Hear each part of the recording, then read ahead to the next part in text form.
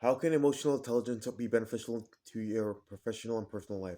Well, first one, for personal life, you're going to be admitting you're wrong gracefully by being able to point out what you said is wrong, what you've done is wrong, or anyway, but also be able to tell your piece of the story as to why exactly you've done these things in a calm and open-minded tone that allow communication to strengthen between both you and the person you may have slighted.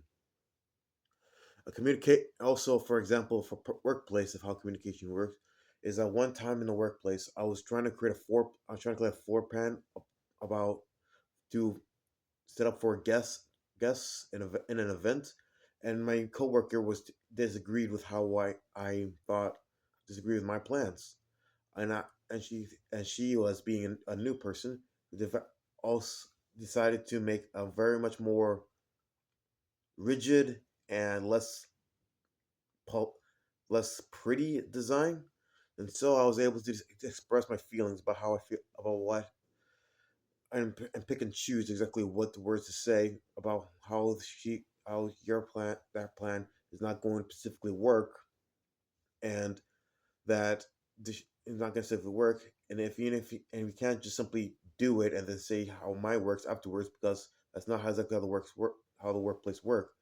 So it's better just to be honest and forefront and be able to communicate well without getting mad or disappointed, and to be able to get something good. Now, provide an example of how you use emotional labor. One example of emotional labor is when at work I had a friend who is Hindu named Pranita. She once asked me if to make her a dish that I keep eating at work all the time, about two pork sausages two pork sausages sautéed. So once I made her the dish, she took the dish home. She took the dish home from the fridge that I placed it for her. But another day when I came to the workplace to eat my food from the exact same container that I gave to her, of course washed.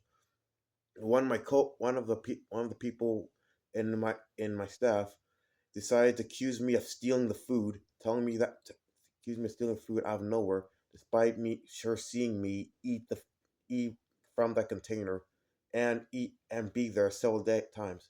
I felt that was racially charged, but instead of just blowing it up and go and screaming, I decided to tell her that I'm deeply disappointed. I don't know where she's getting this idea from. I've been here all the time. I've been eating here all the time, and if you haven't paid attention, then you should have taken more time to think your thoughts out. And I said this all as politely as I can, and she admitted sorry, and we went our both separate ways. And about the sausage, Pernita threw it out because she thought it was pork, despite never knowing what pork tastes like. No, thought it was beef, despite not knowing beef tastes like. And she was scared it was beef because I kept telling her it was pork. And the last time she asked if it's beef, I stuttered because I didn't understand why she keeps asking it so many times. But three, how can you improve our emotional expression? Well, we can improve our emotional perspective by talking to each other about our perspective, being able to understand how each other feel, and then once we do so, we'll be able to have a much more appropriate response to to how someone may be thinking or feeling.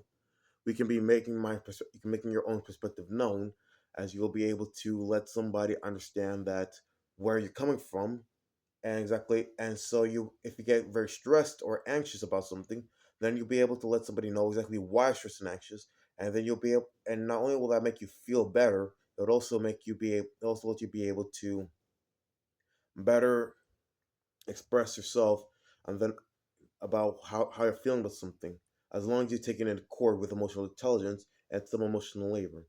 Thank you for listening.